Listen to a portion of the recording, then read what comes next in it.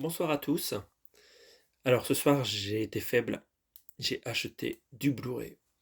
Du Blu-ray neuf dans un centre commercial. Je vous montre tout de suite. D'abord, 15h17, Aller pour Paris, un film de Clint Eastwood. Bon, il paraît que c'est pas la folie, l'histoire. C'est pas super intéressant. Voilà, pour mettre en valeur les trois héros du train là, qui ont arrêté un terroriste qui allait faire un massacre. Donc voilà, pour 4 euros. Un Blu-ray neuf. Et je l'ai pris parce que la bande son est en Dolby Atmos. Alors, j'ai eu du mal à trouver des avis sur la VO Dolby Atmos, mais il paraît que, d'après les quelques avis que j'ai trouvés, qu'il y a une bonne atmosphère Dolby Atmos dans le film. Bon, voilà. Moi, j'aime bien avoir des Blu-ray en Dolby Atmos pour pas cher. On a une bonne bande son. On verra ce que ça donne. Il y a quelques bonus. Voilà. Je suis pas un grand fan des films de films réalisés par Clint Eastwood, hein. J'en ai pas beaucoup vu non plus. On va voir ce que ça donne, ça. Voilà. Pour 4 euros, en plus j'avais un bon de réduction pour un certain montant d'achat. Bon, ça m'a permis de l'atteindre. On verra ce que ça donne. Bon, en termes de design, bon, on voit que c'est écrit en anglais et en français là au devant là. Bon, c'est un peu dommage. Il y a le tag interdit aux moins de 12 ans. Bon, c'est un peu moche. Ils auraient pu mettre un boîtier noir par exemple. Ça aurait rehaussé le design global du produit. Mais bon, voilà, 3,99. Dolby Atmos, Clint Eastwood, ça va compléter ma collection. C'est dans la poche. Blu-ray suivant.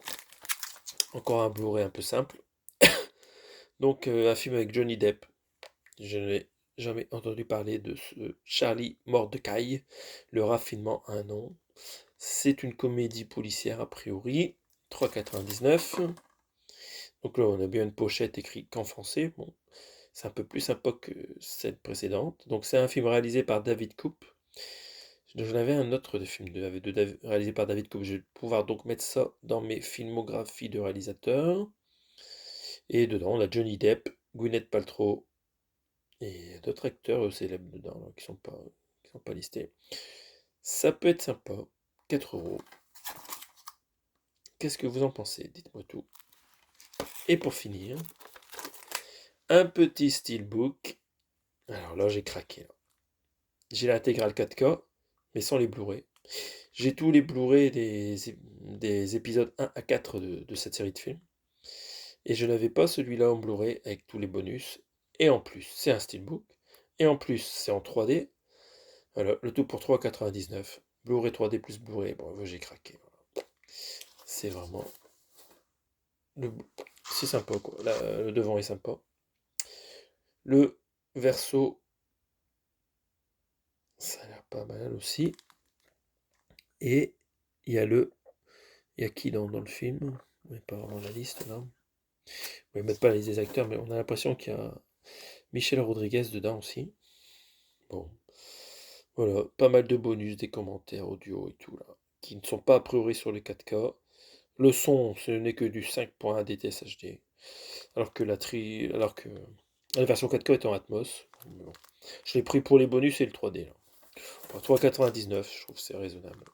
Bon, c'est peut-être disponible dans les noces pour moins cher, mais moi je trouve jamais tout ça dans les noces. Donc voilà, au moins je vais pouvoir compléter ma collection de Resident Evil avec bonus. Voilà, c'est tout pour aujourd'hui. À bientôt.